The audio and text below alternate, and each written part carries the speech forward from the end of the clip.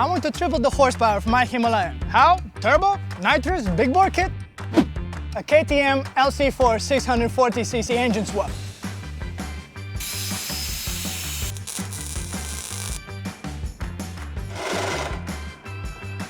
Now, many of you have said that it's impossible, that the frame will fold in half, that the engine is crap, and today this build has pretty much broken me. I think I have to cancel this. I don't think it's possible. Psych! Just kidding. Today you will see the real YouTube builds, the itty, gritty, dirty, slow progress, failures and depression. But on this channel we persevere, so smash the subscribe button and let's get right into it. Let's go!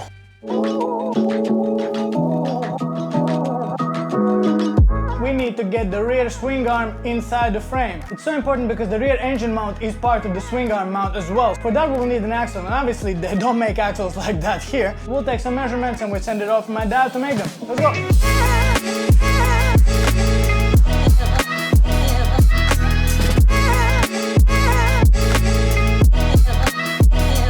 While we have this stuff here, I'm really curious how much this weighs compared to the KTM combo. So I'm gonna weigh this wheel and swing arm combo, and also gonna check the KTM one, and we see if we have any weight reduction to make the Himalayan faster.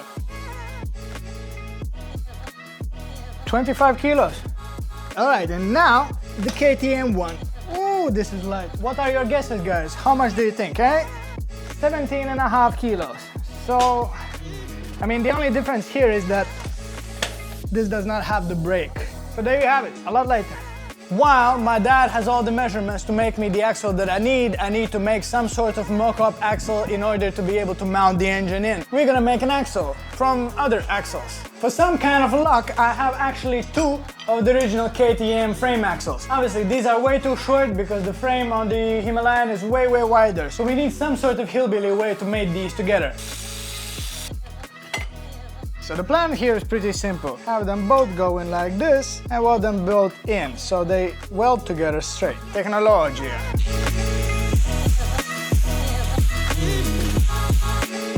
As you can see, these are now prepared for the mating process. Let's weld it together. Alright, now this is welded in the angle, basically as straight as I would ever get something. After that, we cut it off and lay a bead all around it. On guard!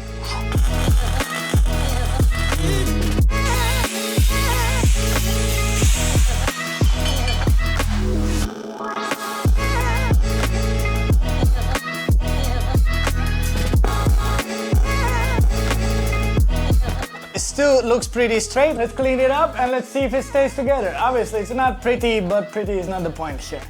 And after a little bit of grinding action, it's sorted. Looks pretty straight, looks pretty good. Ooh.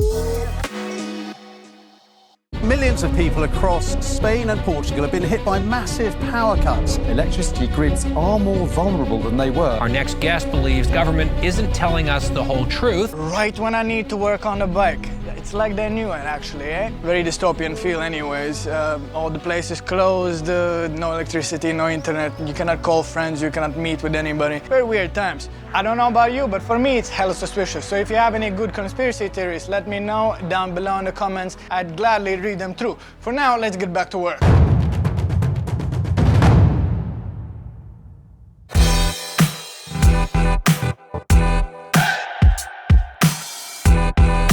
After blowing this whole thing apart in the last episode and removing like 57 connectors that go to I don't know what, we are finally at the stage where you can vaguely have an idea where we want the engine to be and finally mount it in. The engine is gone a little bit back towards the swing arm. It's a little bit tilted. You can also see that there's a bunch of space between the engine and the frame here in the front. There will be an oil sump and oil filter there in front of it. And it will be closed off with an engine protection plate.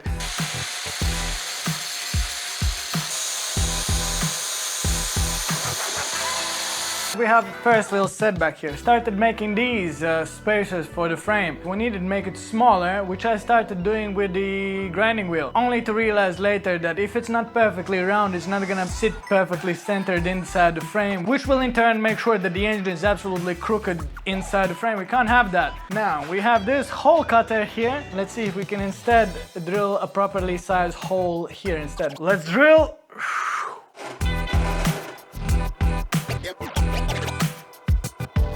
spent basically another whole day just looking at the bike and trying to figure out how to make these things happen. And I have to say, I'm getting real overwhelmed and pretty depressed. Every solution comes with an extra problem. Some people would tell me use different engine, some people would tell me use different frames, some people would tell me to give up.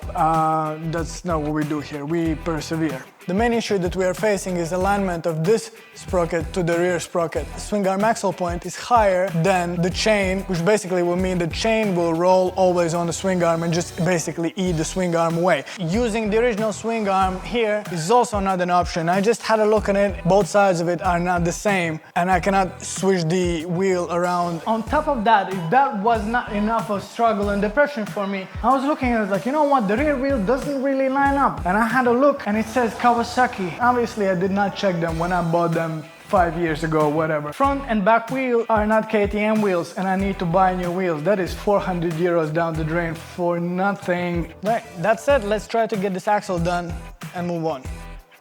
Well, we made these little two spacers for the swing arm between the frame, but we still need spacers for the frame itself. But this piece of metal here is too thick. Okay, let's go.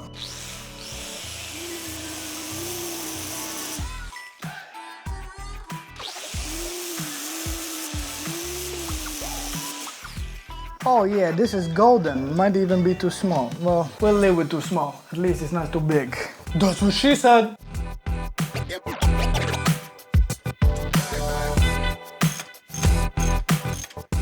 Today is a public holiday. Who freaking knew? So I'm stuck without any parts and without any possibility to buy parts. So look at this wonderful artwork, okay? So imagine these are 4mm plates, front and back, and there's a tube in the middle. So as you can see, the tube would go on here, the upper angle would go here, and then the engine would be somewhere here.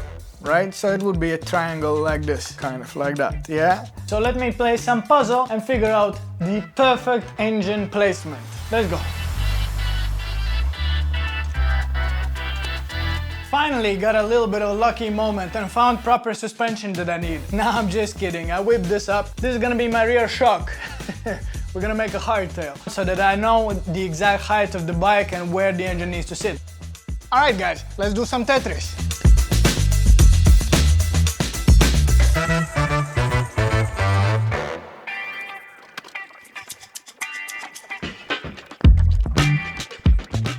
Yeah, there we go. You saw the angle. Now the chain, when it tenses, when there's acceleration, it will lift and it will lift past the swing arm. As you can see, there's a bit of a lift and a bit of forward, and the engine is slightly slanted towards forward. Alright, now that we know where we want it, more or less, pour the engine, let's do the bracket in metal. Let's go.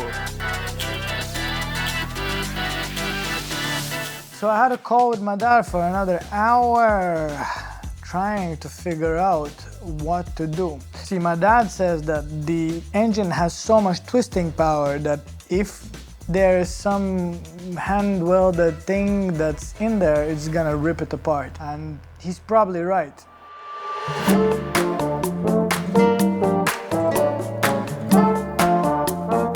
So I just came to this random place to get some peace, tranquility, and some inspiration on what to do with the damn engine mounts on the Himalayan 640, because I'm just being absolutely cock-blocked by life. Incredible. I don't know how well you can hear me, but my final plan is to use cardboard-assisted design and basically make a mount from cardboard, one-to-one, completely what I need, and send it off to my dad for him to actually make it out of aluminium. And look at that, there's even a bus stop to arrive efficiently at your place of inspiration. That is incredible. The efficiency in Spain is insane.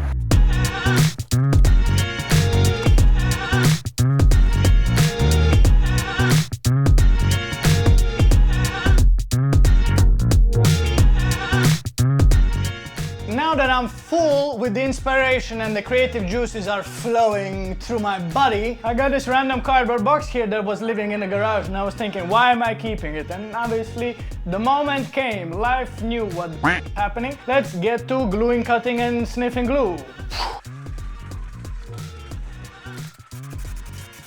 Welcome to Origami 101. So at the moment I'm just making a square piece of material as the building block of the bracket that I need to make. Let's put some weight on it and allow it to simmer. This was exactly my breakfast plan, breathing in some glue.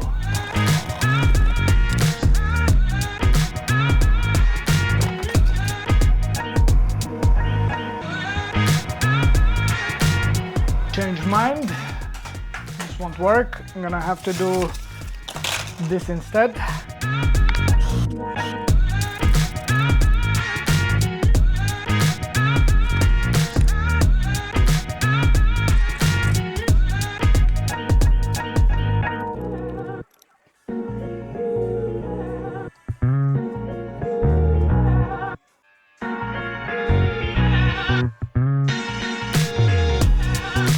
What seemed to you guys like a 20-second montage that took me about 5 hours today. All the things are lined up, angled up, and all the things are up there. It should be correct. If you must know, this is the fruit of 2 weeks of work. Life is incredible. I feel fairly depressed about this. This is almost ready. I'm gonna finish it off the camera. Is there a different way to say this? So the most important bit is the relationship with these two holes. You need to have a relationship with holes. That said, now we focus on the engine cradle. We need to make the cradle different, and for that it's gonna have to be shorter and higher up, and these tubes need to be bent. For that we have fire. Does this say safety third?